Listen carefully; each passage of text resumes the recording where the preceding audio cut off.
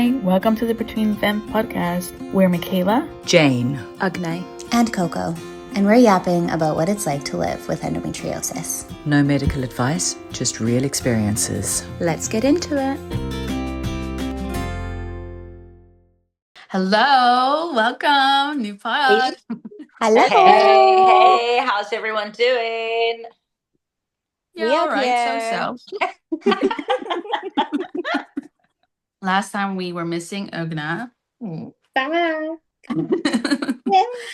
But this time she's here because we were chatting on your appointment. Well, you shared that you had your appointment and the anxiety that you were experiencing. So maybe you want to tell a little bit more about it?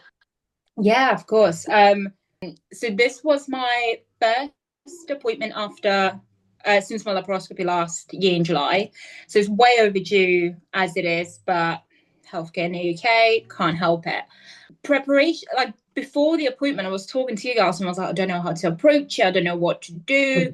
Like, what are my next steps? I have no idea, because I had, in between the surgery and the appointment, I had an MRI done. I've not seen any results. Like, I'm clueless, basically, going in blind.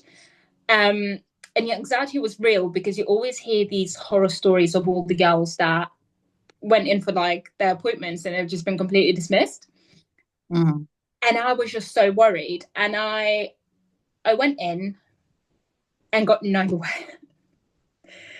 which, you know, isn't surprising in a way, which obviously shouldn't be that way, but it was absolutely terrible. Like, I came in with a log of 2 months worth of symptoms. I came in with the questions. I came in with like so many ideas of like what's happening, what could we do and whatever. And I was just completely shut down.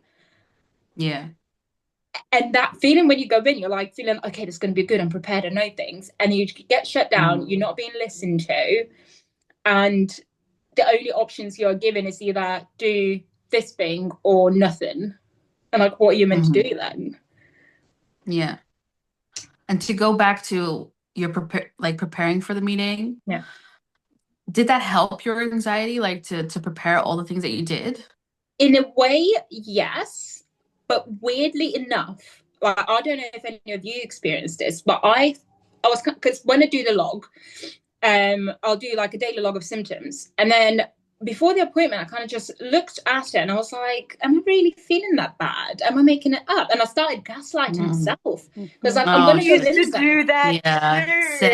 Yeah. 100%. And I go to the doctor, I'll feel fine that day. Well, not always. Yeah. Right? Like, Yeah. I feel okay. And then I'm like, I forget about the past 2 weeks, or I forget about the past 3 days, or whatever it's been, or 15 years. And I'm like, well, I feel fine today. And then I go there, it's like, how are you feeling? And then I'm like, oh, I've had pain yesterday. How are you feeling now? Fine. Yeah. And what do you say? You know? It's so weird to hope to feel horrible when every day you hope to feel good. It's so weird to go into those appointments because there's so much buildup and be like, I hope that this is my worst day so they can really see what it's like. But the thing is, over and over again, it's like, we keep going to these appointments. There's really not an outcome. There's nothing. And it's lack of research. The doctors don't have the answers. All they can give us is empathy. So we can go and basically, this is my thing now.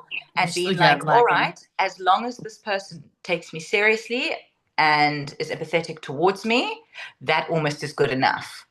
Yeah. You know, and they can offer some sort of this, that, or the other, but it's the same thing from different doctors, from, you know what I mean, different specialists, all saying the same thing. There is not enough research and they don't know what to do. And that's where the issue lies. So we can keep getting angry. Yeah. And sometimes we know even more. Yeah. Exactly. Yeah. And that always astonishes me. But yeah, go ahead, Ugne. No, I was going to say, so I came into this appointment and I was like saying like, oh, this is happening, that is happening. And I'm like giving him all this detail. And he was like, oh, well, you clearly done your research. And I was like, well, obviously, because this affects my daily life. Like, look at this log. It's insane. And he's like, oh, well. And he's just like, you said about empathy, right? I had none of that. None of the empathy. Like, well, you can do this or nothing. And I'm like, okay, cool. Like, it's diabolical. It's absolutely insane that we had to go through that. And I think, too, like, something that I don't really hear conversations about is like the mental load it takes to prepare for the appointment, but also to process it after. Like I know after my specialist appointments, you have like this weird roller coaster of emotion. And for me, sometimes I'm like, did I say too much? Did I say too little? Did I really, and like, did I really convey the impact that this is having? But one question that I always have such a hard time answering is when they're like, what's your pain on a scale of 1 to 10? Be like, well, this little bitch of an uterus right now is like a 7 to 9. This little ovary that goes along with it is different. And it's just so hard because I think what a lot of people don't realize is that, especially in a flare, there's so many different types of pain and sensation. And so something that I've been trying to do in my doctor's visits is narrow it down to like quantifiable examples. Be like, hey, I took my dog for a 13-minute flat walk and I was in a flare up for 2 weeks. Or I've had 3 days out of the last 300 where the pain has been so quiet that I almost feel normal. But it's really hard to know that that's the sort of things that you should be saying. And when you come in with so much data, you're like, I know what is standing out the most to me, but I sometimes walk away from those appointments being like, I failed the audition. Like, I don't feel like they heard me. I don't feel like it's going to result in anything different that I haven't been told over the last 19 years. And the only thing that I've like kind of helped, like, I don't even want to say the word helped, but a marginal improvement has been bringing my partner into those appointments because he's a straight shooter.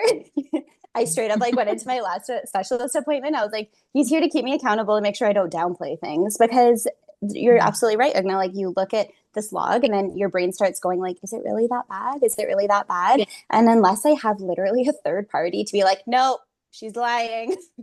It's really hard to like follow through with that and like ask the questions that I really want burning answers to. But I start to like gaslight myself as soon as I step foot into a doctor's office, because I think that's like what we've experienced so much in our lives that we start to do it to ourselves almost as a defensive mechanism. So when, for example, when I did my first gynae appointment, I took my boyfriend in with me, and that helped massively. And for this one, unfortunately, I couldn't.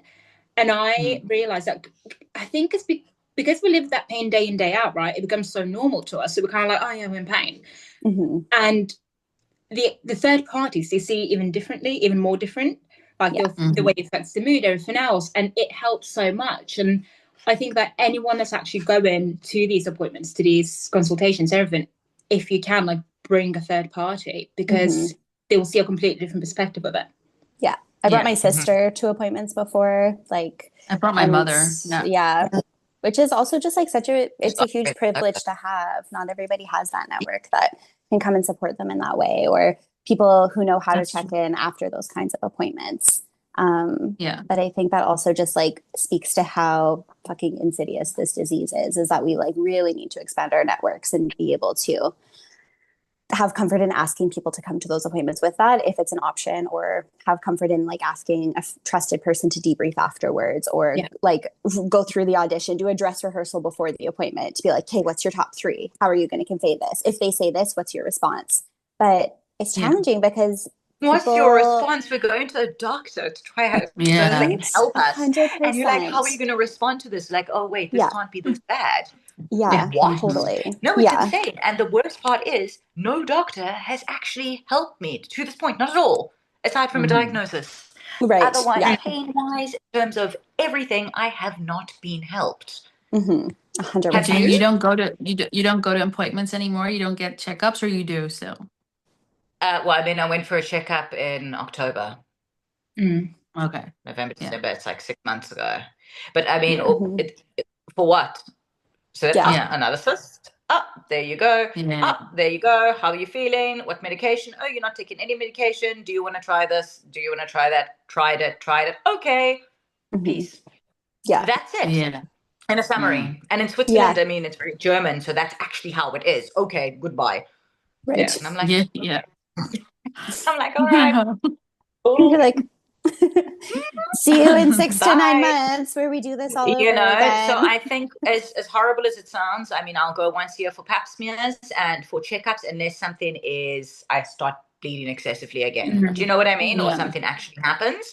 And then what do? They say, wait it out, or they give you medication to stop the bleeding. And then they say, come back in 2 weeks. I mean, I've done this so many times.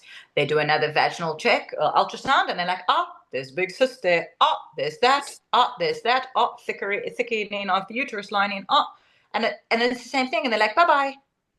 Yeah. And I'm like, well, And how then- many times like, I've been doing this for years. Yeah. For years and years and years. So it's not like all of a sudden, like, I'm just like, oh, I don't want to go to doctor. I don't believe in modern medicine, because that's not the case at all. I've got no help. Yeah. You know, and it's like these things, it also costs money to go in and out of doctor's offices all the time with nothing, no sort of results. If I put it this way, if I look on the internet and I find some sort of thing and I'm like, oh, wait, they're trying out this medication. This sounds interesting. I read a study on this. Then I will go to the doctor and be like, have you heard about this? Blah, blah, blah, blah, blah. Is that possible? Yeah. Otherwise, for what? Like, and then even I'm not with saying for that, every girl. Do you know what I mean? This is just my opinion now, because it's very disappointing. No, but that's the whole point. Yeah. And I'm just like, I don't see the point, you know, of being looked at like I'm making it up almost. Yeah. You know? And then to be told like, we don't know, or you're doing all the right things, but exactly. Or like, yeah, we didn't see anything new on imaging, but I'm like, yeah, but who's looking at the imaging? Who's comparing it from last time? Is it actually an endo expert looking at it? Like, what's the training of the people interpreting these results that are either going to deny us a certain type of treatment or diagnosis or help further it along? I just like, yeah, I feel like there's always these missing pieces, and it's really challenging to be the one putting all the puzzle pieces together. And then there's also just like this perception of advocating for yourself as a woman with a doctor. Yeah. It's either that you're seen as over dramatic or not dramatic enough to be taken seriously, or a hypochondriac if you're doing your own research.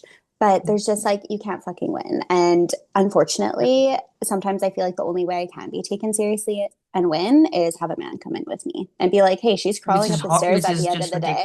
Right? Yeah. Which just like feeds this like terrible cycle. But Ugne, you said your partner wasn't able to come to this last appointment. He was with the first one. Like, what did that prep look like for you guys, knowing that you had to do this one by yourself? So this appointment, Luke wasn't able to come. And I do have a friend who also has endo. And we had an arranged friendship made for us right before my first surgery through Luke's colleague. And she's been through the lowest of lows with her journey. So it's been really helpful. And she was like, if you want me to come with you, I'll come with you. But I am in a flat. And I'm like, it's fine. I'll do it alone. Like, it's okay. And I went in there, and it's going to sound bad, but I'm going to say it because it's complete truth. It was a middle-aged man doctor who just doesn't care. And he's like, oh, you don't want kids? Oh, well, we can put you in medically induced menopause. Oh, you don't want this? Oh, I can take the coil out. Maybe you should leave your coil in. Maybe you should do nothing. And I was just like, why are you talking at me and not listening to what I'm saying?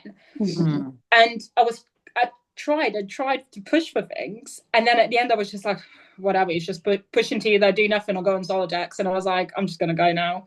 And I walked out of that appointment, and I've not even made it out of like the first doors of the hospital. I'm in tears, and I sat there in a car for like 40 minutes, and I'm like, I'm 30 years old. What the fuck am I meant to do? Exactly. With this feedback, indeed, what do you do? I mean, that's seriously, what do you do? And this is how, for me at least, majority of appointments were. Yeah, same. You know, and then it's like you'll go to, and that's what I say when it comes to doctors, if you don't have an answer, at least have empathy. Because then I walk out feeling like I was taken seriously, feeling like somebody saw me, somebody actually understands, you know, and then I'm like a little more hopeful, even though they still don't have the solution, you know, there's a little bit more hope. You know, you can't walk out of a doctor's office and be like, what? Huh?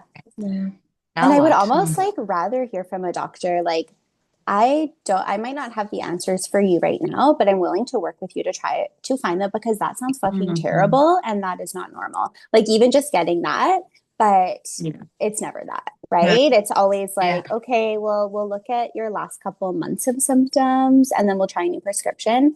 But I feel often in those appointments, I'm like, we're not dealing with a couple months of symptoms. We're dealing with 19 years. Yeah. And Mhm. these like incremental moments where things have changed or gotten worse, it's almost like that gets completely, it's like my pre-surgery history gets completely ignored. But Yeah. I just found out that my surgery wasn't done by an endo expert. It was done by a gynecologist. Okay. And so Wow. I'm like, okay, so now we either A, could be dealing with like endo progressing or having things that were missed, Mhm. or things done improperly, because unfortunately that does happen. And the pain that I've experienced after surgery could actually be because of, like, God forbid, somebody else's mistake or lack of knowledge and understanding. And then to try and like wrestle with that and try and decide on next steps for yourself. And even though it's about you, you feel so far removed from it. It's just like this challenging piece that I feel like never really gets talked about. And they'll see that I had excision surgery and be like, oh, good, they excised it. And it's like, okay, but I think that's I've where the lack like, of understanding comes yeah, from, is that people think if you have the surgery, it's a cure. It is not exactly. a Yeah. cure. It's a Yeah, diagnosis, and they can take away what they see, especially if you're yeah, trying to fall pregnant and you need your ovaries cleared, your fallopian tubes cleared, cysts taken totally. away. The endometriosis will come back. It Yeah. is a Yeah. very, very short term thing.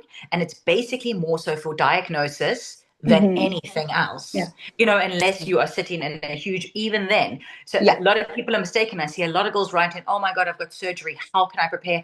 How did you feel Mm-hmm. afterwards? And I think they think the same way I thought Mm-hmm. I did. Yeah.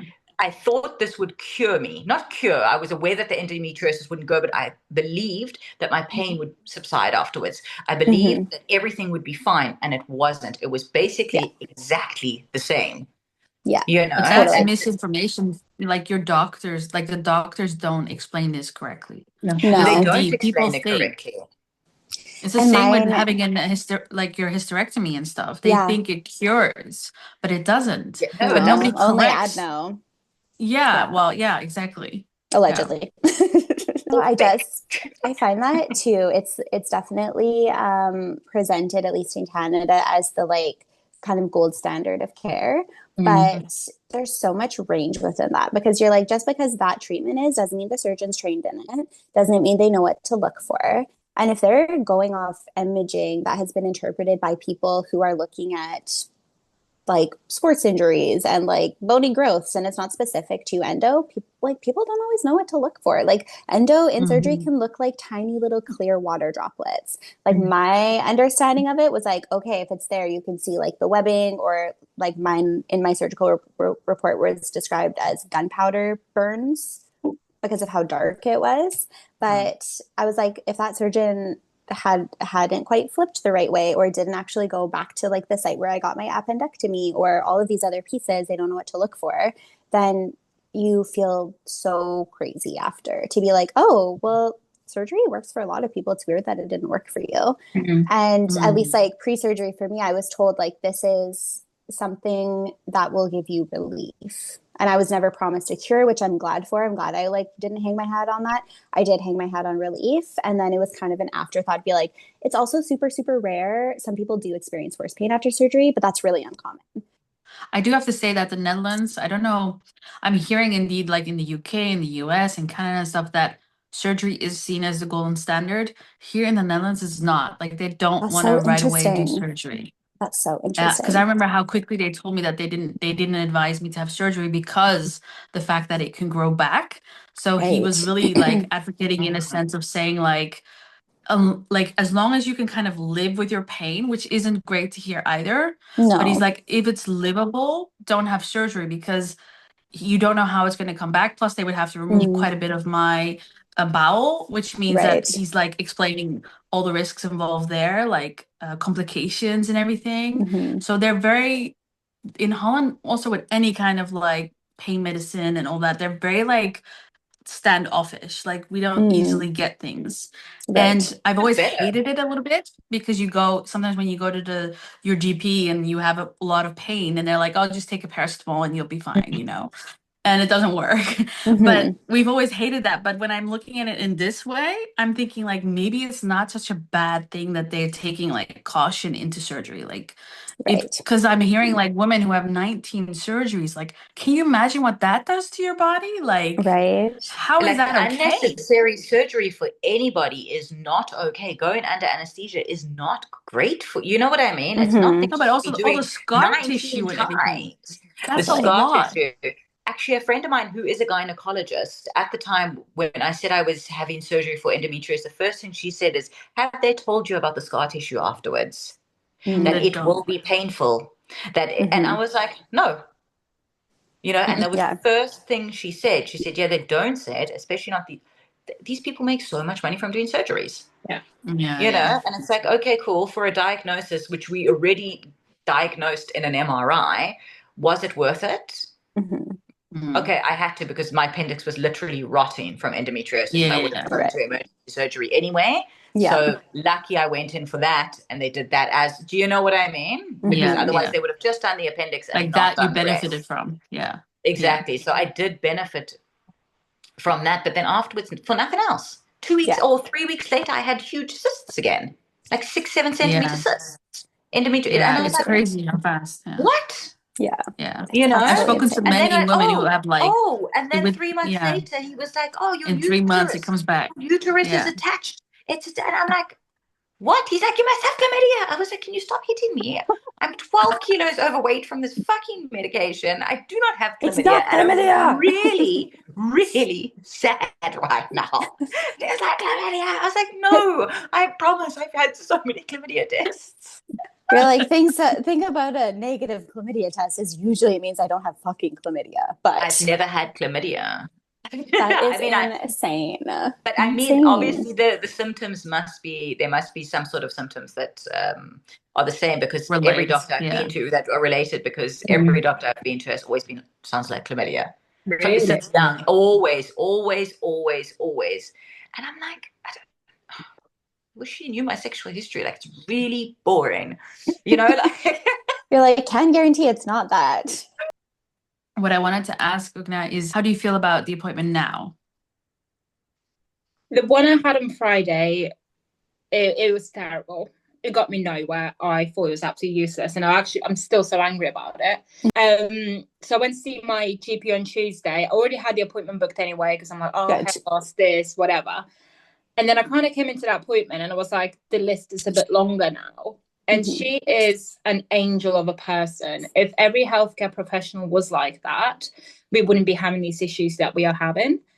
And I went to her. So the gynecologist from Friday was like, I'll send a letter to your GP about what I'm suggesting, whatever.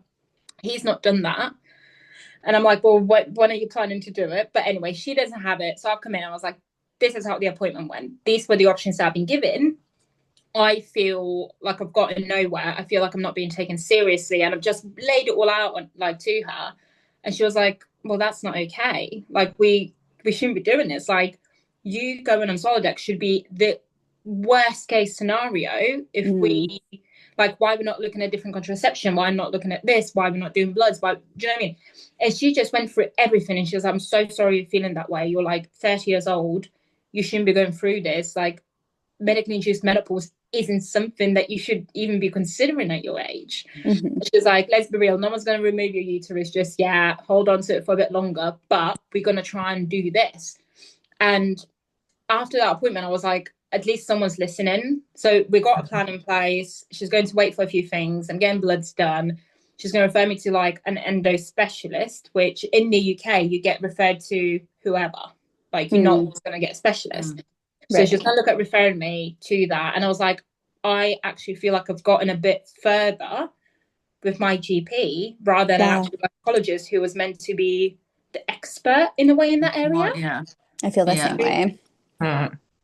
Yeah. And weirdly enough, I think a lot of the anxiety that I had last week is completely changed. It's not gone, but it's changed. And in the sense that I think I know more what to expect in the next, I don't know, probably 18 months at this rate now and how long the waiting lists are, but at least I've got a plan. And I even said to her, I was like, I booked an appointment with a private healthcare professional, like for like an actual specialist. And she goes, but you shouldn't have to do that. Hmm. And I was like, thank you, like claps for you. You're like, you're right. Yeah.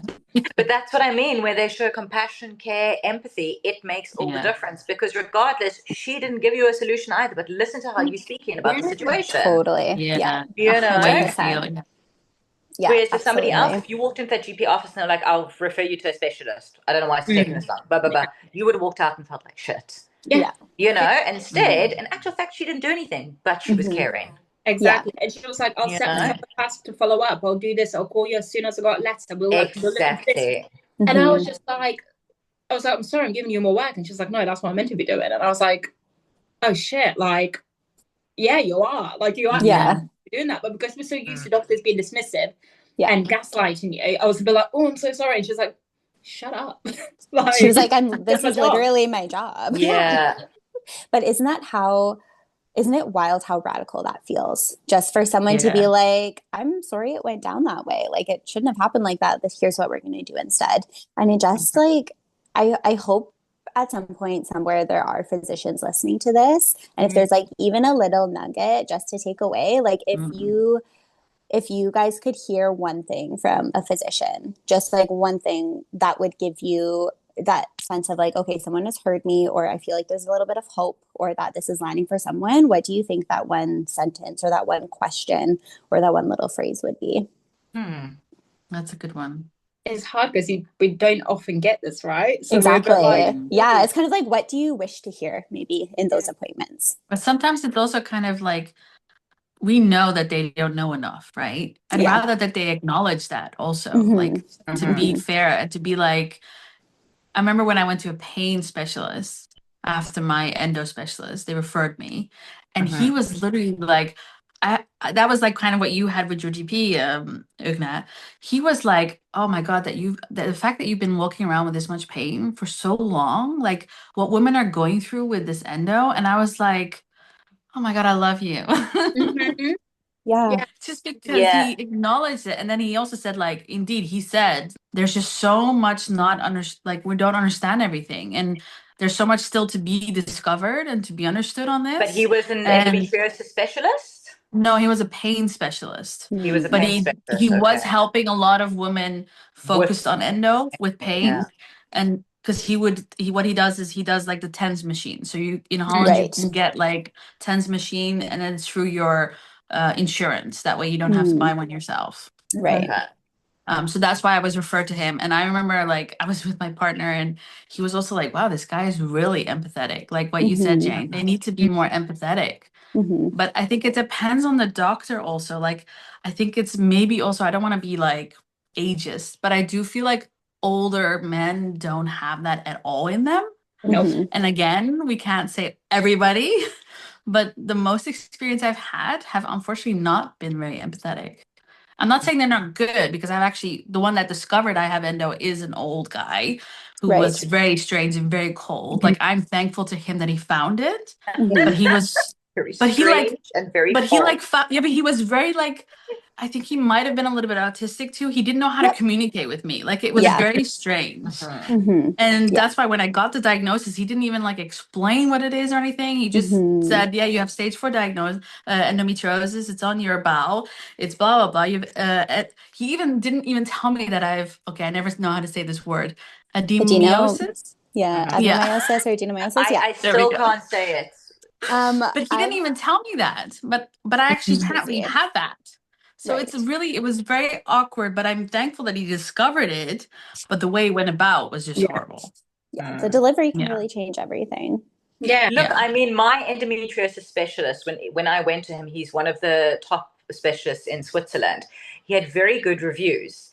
And then I realized but he pushes for surgery, and after surgery, he pushes for induced menopause. And it's actually advertised in his office. But I couldn't understand all the reviews. And then when I went to him, he had empathy. He said, oh, women shouldn't be going through this. But now that I think back, it sounded more rehearsed. Because the next step was surgery, and the next step was that. But all of these great reviews, I felt like also writing it because it was the first time in ages where I'd seen a specialist Yeah, who you said, felt so. this Yeah. sounds like endometriosis. Yeah. We will do an MRI. After the MRI, we will do surgery. We will, you should not be living in this pain. Let me prescribe you this. Women should not be like this, not be like this. That he was empathetic, and it did help in the first few things, but he still pushed for surgery. He still pushed for induced menopause. So the outcome was more or less the same. Right. What had, because obviously when I went on Friday with the gynae, he was very much like the same. We need to do this or nothing. And I was like, okay, that's not great. But then complete opposite, when I saw my GP, she goes, we can't cure it, but we can find ways to help you. And I literally just said that. I was like, oh, goosey bumps. And I'm like, do you know what I mean? Like, you don't get people like that. And she was so upfront. She wasn't like, oh, you had surgery, you're fine now, which is what I had on Friday. Yeah. She was like, we can help you. We'll find ways to help you. Because she was like, that's not normal. Like, you've got this whole life to live.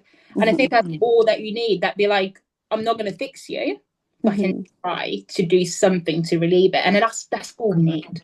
Yeah. Yeah. Cool. I think just have a medical professional say, like, your quality of life is important. And so if we can focus on that, I recognize how hard that's been for you. There's pieces that should have been done differently that unfortunately we can't undo. But just, isn't it so interesting that for all of us, what we're looking for is compassion and empathy. It doesn't matter what the next step from that appointment is, whether it's a referral, whether it's new medication, whether it's a surgery, but just to have somebody sit across to you that you wait sometimes months or years to see and have them acknowledge this must be really fucking hard. And hey, also, that's not normal. Like, that's just like, that's all we're looking for. So I'm going to throw in like a controversial thought here. It Good, came we into love my it. mind What's your hot take? because what we're saying about, that we want validation, right? The empathy. What happens when we start to get that, but there's still no steps further in helping us, right? We get the empathy, but yet then we're going to probably start frustrating on the fact that we're not actually being helped. And Well, we're not we're actually already being frustrated on that. That's already it. We are already frustrated. But do you think that if you get, I mean, we'll get pissed off with the empathy after a while, We'll be like, oh, there's still no solution. There's still no solution. Of course. It's just, you take everything for granted in life.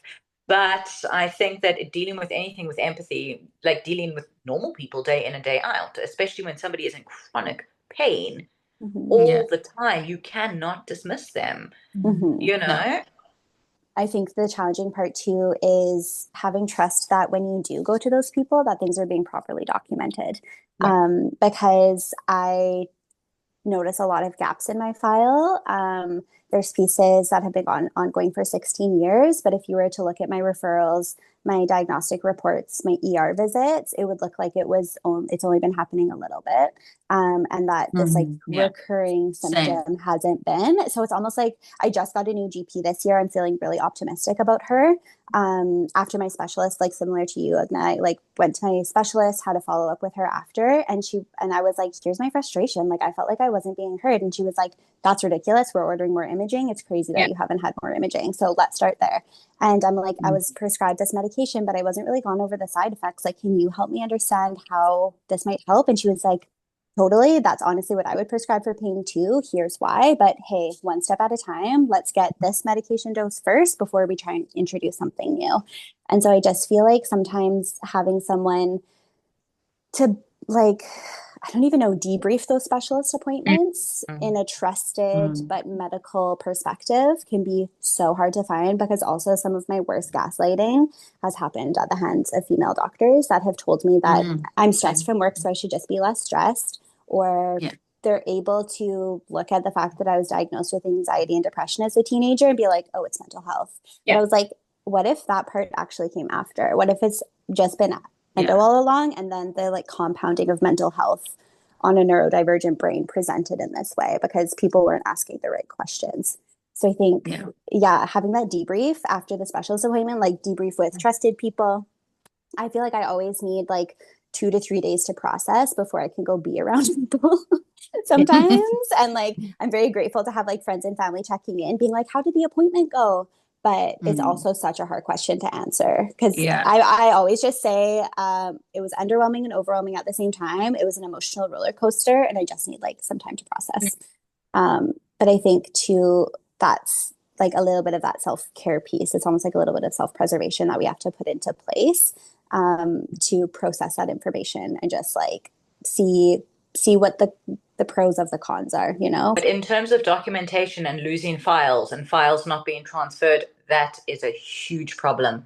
And I I've imagine never for everybody, seen, I've because I've had never so seen many photos from my blood hormone surgery. tests done, Mhm. and there is no documentation of it anywhere. And then you get Yeah. referred from one specialist to the next, and then they Mhm. say, can you call to phone to make sure they've sent it over because it's not there? I Yeah. call them, they say, well, we need them to ask it, not you. Then Totally. they ask it, I go into the next thing and they're like, oh no, we still don't have it. We'll Yeah. rerun the tests. Then after the tests are rerun, I'm then seeing another doctor. It's the same thing over and over and over again. And I'm Mhm. just like, and there's maybe 30% is within a file. That's Yeah. it.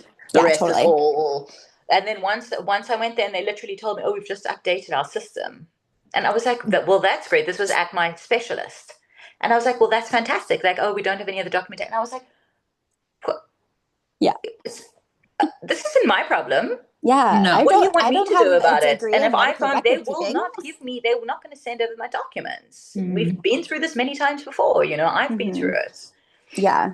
And It's crazy. And it's awful, the fact that these people work in healthcare and they cannot send one document to a referral doctor or to, you know what I mean? And it doesn't get there. And then we are patients. We go to doctors because we don't have the answers. Yeah. Do you know what I mean? Otherwise, I would do surgery on my dog. I'm not a veterinarian. I can't do it.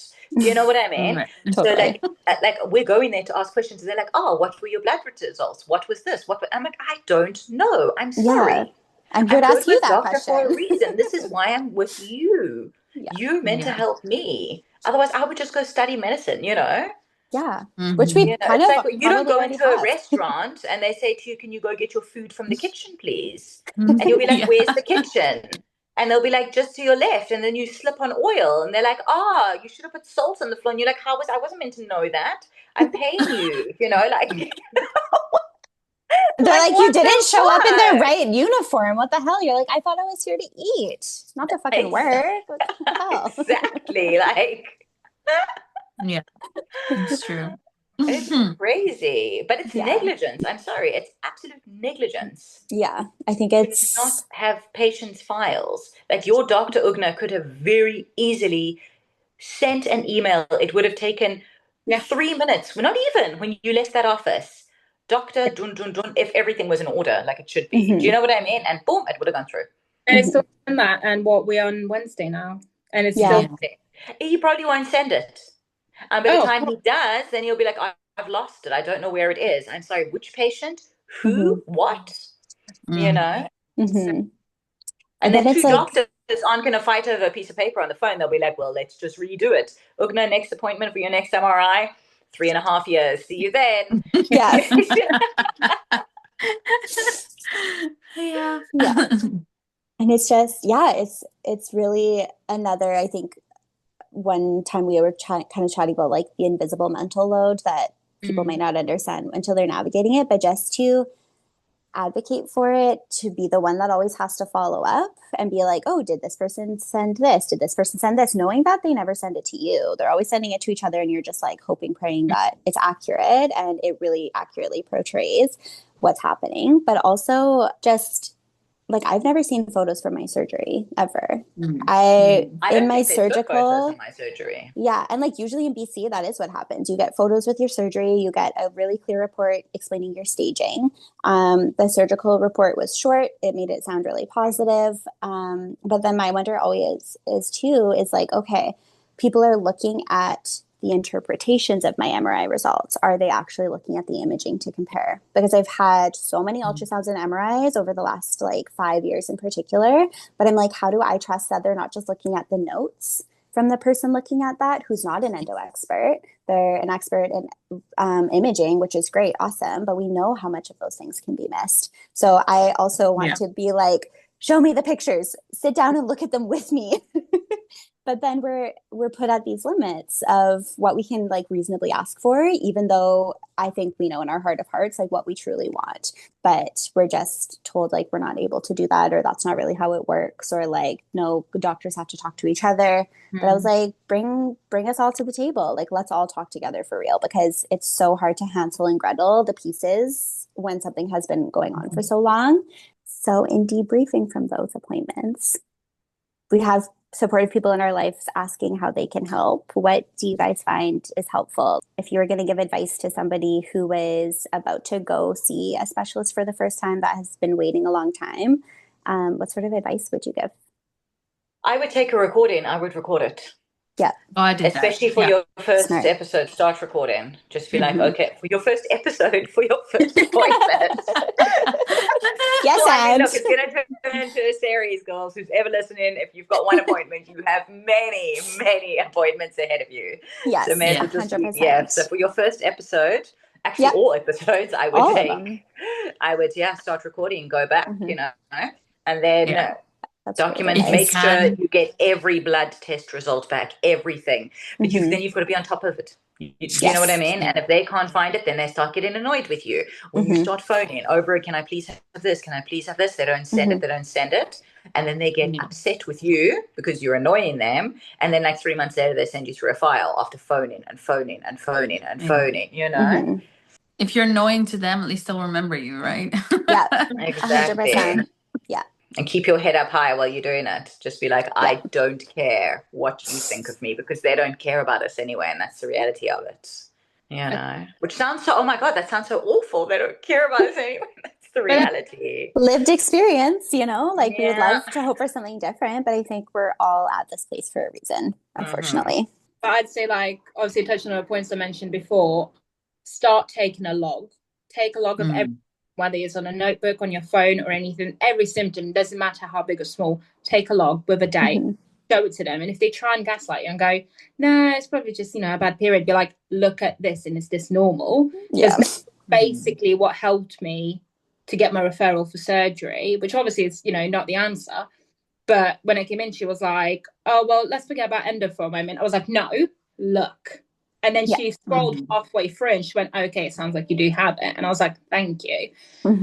But so take a log, and if you can, take a friend, a partner, anyone with you, because you will be so overwhelmed. And especially if you do, obviously not every physician will be like that, and you might have a brilliant experience. And obviously we've just been unlucky. But take someone with you, because if you're going to be sat there being gaslighted, you are not going to remember a thing that's happened. You will forget to trace things. Totally. So come in, write a list of questions, come in person and be like, if you see me get emotional, if you see me get a little bit lost, steer me back in the right direction and make sure I ask these things. Because otherwise we'll get nowhere. Yeah, because it's always easier to stand up for somebody else than yourself, you know, especially if you're in like an 100%. emotional. I would also say, like, what I find comforting is to kind of do a little pre-research myself, to know a little bit more, to see also what is the latest, you know, research or things that they're saying, or and not even like necessarily like research, but even if you're just in the endometriosis group, if you look at like stories that are shared and, you know, experiences that are shared, then you're already learning as well, because I think that's how I right away understood, like, okay, it's always going to go back. Surgery isn't the right answer. Hormonal pills suck. So, you know, like, at least when you go in, they're going to throw a lot of medical jargon at you, because it makes them sound also like as if they're, you know, really intelligent and all that crap. So they have to do that. But sometimes when certain medical jargon is thrown at you, it's good to kind of, I had that when I would have read already research, then I would be like, yeah, but isn't that what they said about blah, blah? And then he would kind of look at me like, oh, okay, she knows what we're talking about here, you know? It kind of throws them, but it also makes them see like, okay, this girl knows why she's here, and she has like a goal maybe also, like she wants to discuss it in her way. So that would be my advice, to do a little bit research as well. I think just to add on, because as they've thrown you all these like abbreviations, jargon, everything, if you don't understand something, go explain that to me. Like, I'm a 5-year-old. What does it mean, and what will exactly that thing do to my body? I went in and I was like, I've heard about this. I'm worried. Like, my mental health is not good. It's like, oh, we'll put you on HRT. And I was like, okay, well, what is that going to do? I was like, got this thing. So like, okay, well, on top of that, we'll put you on SSRIs. And I was like, and how do you think this is going to work? Explain to me, because it does make sense in my head. And like, don't be afraid to ask. Just ask. Yeah. Because they're explained. So for once, make them do their job and explain it. 100%. Yeah. And ask for side effects of medications. 100%. Yeah. Be like, okay, you want to prescribe this to me. What are the side effects? Not because I want the side effects, not because, do you know what I mean? So just you are aware, if you wake up 2 weeks after starting contraception and you feel like you want to kill yourself. Like, you need to know that this is a side effect. You know what I mean? Be like, okay, cool. I wake up now. I've gained 10 kilos in a month. What is going on? You know, my salt intake, nom, nom, nom, nom, nom. I just want to eat salt. I have migraines every day. I have this. I have that. You know, and usually you're not just prescribed one medication. So they'll blame one or the other. So either they'll stop one or they'll stop. In actual fact, these are the side effects of both of the medications, you know. Maybe don't also start too many medications at once. Yeah, exactly. You know, because that just turns into a wild shit show that you don't know what is going on. Then you stop one, they replace it with another one. You ended up taking 3 or 4 different medications for what? And you can't figure out where the symptoms are coming from. You know, where it might just be 1 or 2 of them giving you symptoms and the other 2 are relieving you, helping you, you know? Or like, if you are offered a medication, like, you don't have to agree on a spot. So the amount of, they're like, we can put Marina in, we can do this, we can do that. And I was like, I want to sit on this. I want to think about it. I want to do my research. And when I feel ready, then I'll come back. And I don't just blindly go in and be like, okay, well, the doctor said I should take this. I'll take it. Yeah. Very true. Yeah. I think, Jane, like exactly what you're saying about the side effects. Like, tell me about how the side effects are going to either hinder what I'm currently experiencing or help what I'm currently experiencing. And then a question I wish I would have asked much sooner was, what is the weirdest case scenario? Like, what is the 1 in a million chance? Give me the like, oh, this doesn't usually happen to people, but this could happen, because I always seem to fall into that 1 in a million category. And if I knew that ahead of time, I think I would have, right? I was like, I probably wouldn't have gone so many like hormonal treatments progressively. Like, I think I've tried 10 now at this point since the age of 13. Like, that sounds fucking crazy to say that out loud. So I wish I would have. I've also tried about 10, 8 to 10. Yeah. And I wish I would have had the advocacy skills to be a little bit more critical and not just trust that what you're prescribing is going to like not just address this one symptom, but it's actually going to like support my well-being overall. And then the other thing that I would probably like shift or adjust or change in those appointments is talking about daily impact, because narrowing it down to a pain scale is really challenging. It's easier for me to talk about what is the impact on my ability to do my work, what is my impact on the ability to enjoy my life outside of work, what is the social impact, what is the impact on my relationship, on my mental health, all of those things. Because I think all of those pieces create a much clearer picture when we're in those appointments, they're trying, in my experience anyway, it's so hard to zero in on like the tiniest area that's presenting an issue, but it really is such a whole body thing. And the things that can be easily explained by like being stressed out from work or burnt out could be part of the bigger picture. So I think like moving forward, this is what I do. I wish I would have done it sooner. But also at the same time, I think I wasn't bringing those things up with my appointments because I had been told for so long that it was normal, that I was like, oh, if I bring it up, then I feel like I'm being over dramatic or like I'm creating issues that aren't actually there. Like I always try to like journal after those appointments, whether it's just like voice note in my phone or like a couple notes, to be like, what did I hope for out of this outcome? What am I going to do more research with? And then what will I bring up next time? Ugne was saying, do not agree to just take medication without doing research. 100%. Which is one of my big problems is from when I was younger, not so much, not at all anymore. I would just take medication and I can't even tell you the names of what medication I was taking 10 years ago. Totally. Because I was just accepting it. Saying, okay, let me try this, or more than 10, 15 years ago, okay, let me try this. And then when people mention names, I'm like, wait, I took that. Yeah. When? Maybe about 15 years ago?